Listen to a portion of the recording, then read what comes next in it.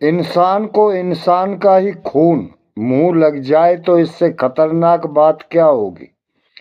अगर एक इंसान को इंसान के ही मांस की आदत पड़ जाए तो ये सोचकर रूह कांप जाती और डर लगने लगता है कि आखिर वो इंसान है या शैतान है। आज की सच्ची घटना कमजोर दिल वालों को विचलित कर सकती है और सोचने पर परेशान भी कर सकती है कि आखिर हमारे समाज में ऐसे इंसान भी रहते हैं। एक मध्य प्रदेश की ऐसी घटना जिसने पूरे देश की मीडिया और पूरे देश को सोचने पर मजबूर कर दिया कि आखिर कोई ऐसा कैसे कर सकता है।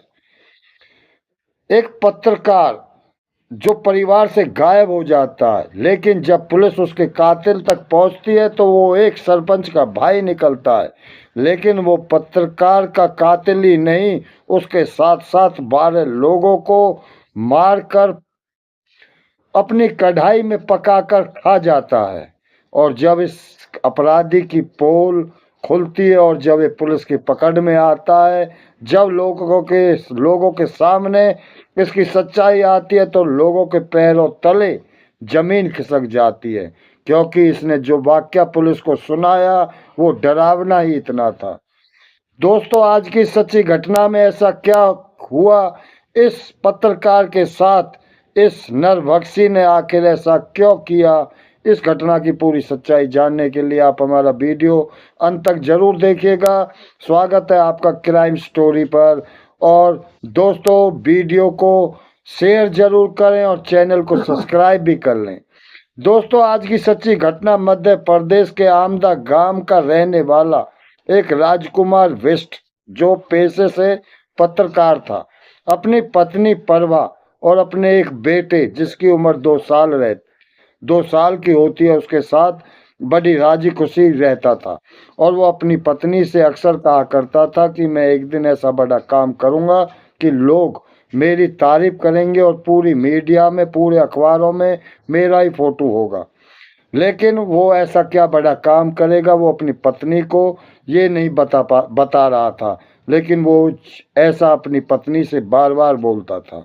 लेकिन क्या होता, 2 फरवरी को जब पत्रकार अपनी पत्नी से बोलकर जाता कि मैं शाम को घर जल्दी आ जाऊंगा, लेकिन वो शाम को घर नहीं आता। उसकी पत्नी पूरी रात भर उसका इंतजार करती और 3 फरवरी 2010 को उसकी रिपोर्ट लिखाने के लिए पुलिस थाने में पहुंच जाती है। पुलिस उसकी पत्नी के बयान पर रिपोर्ट लिख लेते हैं और अपनी छानबीन में जुट जाते हैं। लेकिन जब पुलिस अपनी छानबीन में जुटी हुई थी और आस पड़ोस गांव में पूछताछ कर रही थी, तभी एक गांव वाला गांव की तरफ दौड़कर भागकर आता और बोलता है, जंगल में पत्रकार राजकुमार का स्कूटर पड़ा हुआ है। यह सुनकर गांव वाले और पुलिस उस स्थान की ओर दौड़े चले जाते हैं जहां पर वो गांव वाला उस पत्रकार के स्कूटर होने का दावा कर रहा था। जब उस स्थान पर जाकर देखा जाता तो सचमुच वहां पर राजकुमार पत्रकार का स्कूटर पड़ा था, लेकिन राजकुमार वहां आसपास दूर दूर तक नहीं था।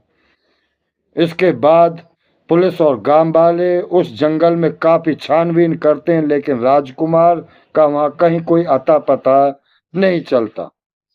इसके बाद पुलिस जांच का तरीका बदल देती है और थोड़ी जांच में तेजी डाल देती है। पुलिस जब जांच कर रही थी तो सामने आता है, जब इस राजकुमार की फोन की कॉल डिटेल निकाली जाती है तो पास का ये गांव होता है भांडेर। इस भांडेर गांव के सरपंच से अक्सर उससे बात हुआ करती थी राजकुमार पत्रकार की। जब पुलिस इस सरपंच के पास पहुंचती है तो सरपंच पुलिस को बताता है, सर मैंने तो अपने एक निजी काम के लिए इससे बात करी थी, लेकिन मुझे अब ये नहीं पता कि ये राजकुमार कहाँ पर है। इसके बाद जब ये जांच आगे बढ़ती है तो पता चलता है कि एक सरपंच का भाई भी है, लेकिन काफी दिन से वो लापता है, पता नहीं वो कहाँ पर है। इसके बारे में जब पुलिस इस सरपंच से पूछताछ करती है तो वो अपने भाई के बारे में कुछ अटपटे जवाब देता और बोलता है मुझे नहीं पता वो कहाँ रहता है। लेकिन पुलिस को इस सरपंच पर पूरा शक हो जाता है। पुलिस और तहकीकात में जुटती है तो सामने पता चलता है कि सरपंच का भाई एक निरंजन है जो काफी दिनों से घर से गायब है और जब से राजकुमार गायब हुआ है तब से वो बिल्कुल नजर नहीं आ रहा। इसके बाद पुलिस का शक उस सरपंच के भाई की ओर बढ़ जाता है और जब पुलिस ढूंढते ढूंढते पता करते हुए उस सरपंच के भाई निरंजन को एक गांव में जो खेत होते हैं वहां के ट्वेल से गिरफ्तार करती है। लेकिन जब पुलिस वहां से उसको गिरफ्तार करती है तो वह सामने कुछ चौंकाने वाली चीज पड़ी थी, जिसमें इंसान का एक हाथ भी पड़ा था और कुछ और मांस के टुकड़े। कढ़ाई में कुछ मांस पका हुआ था, कुछ कच्चा रखा था, जिसको पुलिस ने जांच के लिए भेज दिया और उस निरंजन को गिरफ्तार कर लिया। जांच में भी सामने आ गया कि ये इंसानी मांस था और जब निरंजन से सख्ती से पूछताछ हुई तो उसने पुलिस के सामने सारा राज उगल दिया। उसने बताया उसने इसी पत्रकार की हत्या नहीं की, इससे पहले भी वो 12 लोगों की हत्या कर चुका है, जिसमें कुछ बच्चे, कुछ औरत और कुछ व्यक्ति थे। टोटल 12 लोगों का उसने कबूल किया। इसके बाद पुलिस के सामने वो बयान दर्ज होते हैं और पहले जब पुलिस उनकी छानबीन करती है तो पहले उन 12 लोगों के में से कुछ लोगों की गुमशुदगी की रिपोर्ट दर्ज थी और कुछ लोगों की इसलिए नहीं हुई क्योंकि गांव वालों ने सोचा था कोई जंगली जानवर उनको उठाकर ले गया। इसके बाद जब इस निरंजन का वाकया पुलिस और गांव वाले सुनते हैं, सबके पैरों तले जमीन खिसक जाती है।